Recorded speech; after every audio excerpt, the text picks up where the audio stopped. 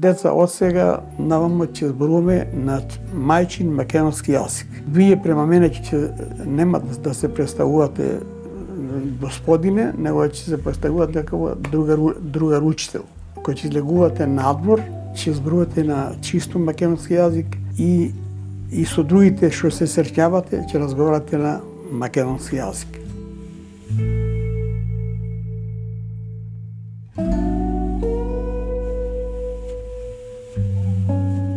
Еве ова училиште проработи на мајчин македонски јазик 1943 година на 23 септември, ама сега еве го гледаме целото како руинирано.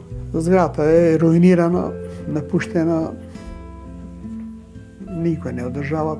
Многу пати сме барале и до републичките институции секаде. Обеќавале нешто, ама ќе направиме пат, од црквата, од каде, ама до сега ништо не е сторено.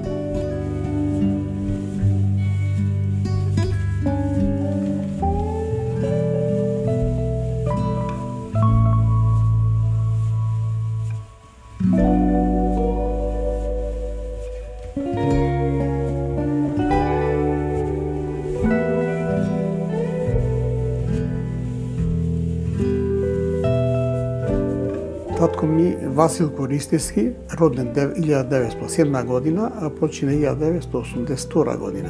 Тој уште на негде околу 18 години оди во Скопје и таму најпрво учи занат часовничар кај мајсторот Јосиф Перчинков на улица Гоце Делчев, близу до плоштадот, малку на едно 300 метра може.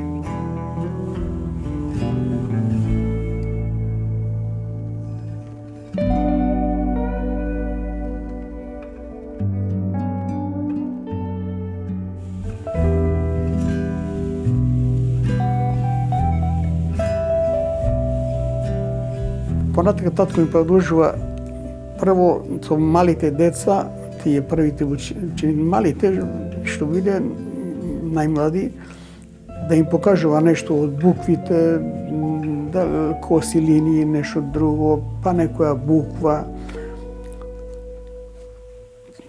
Тој не бил професионален,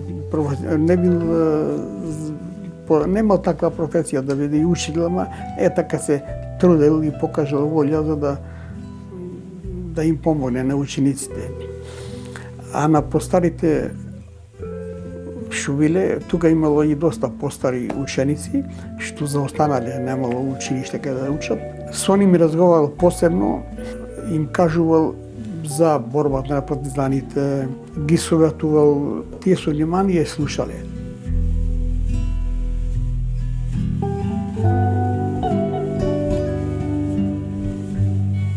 Раскажуваше од литература, има некои билтени партизански. Знам, имаше една книга за Илинденско восстание, ама на таа книгата беше некој формат, поголем формат, не А4, и на корицата беше поставен слика, имаш само од Пито Гули. Па ја многу пати таа слика како дете мало и гледав дека имаше реденици, вака, со фишеци, ми беше интересно, па ја гледав таа слика паѓа пати. А внатре немаше слики, само имаше една слика од Смилево, селото, кај што одржан конгресот за Илинденско восстание.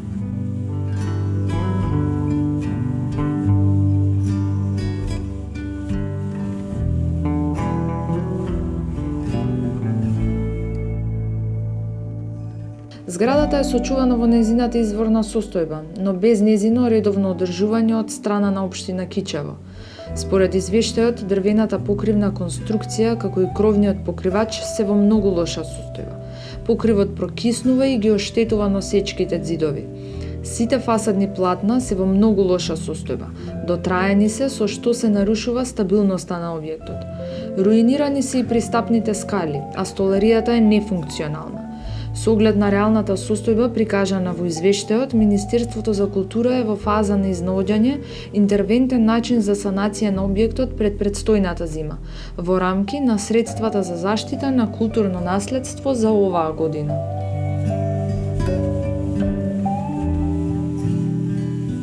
Такви работи се слушаат од Бугарија. А иначе македонски јазик постоел и порано. Постоел многу порано него Првата светска војна, си постоел македонски јазик. Можда имало наречија некои, да кажеме мијачки, врачијачки, руса. Ама македонски јазик си тој и тоа треба да си го слушуваме.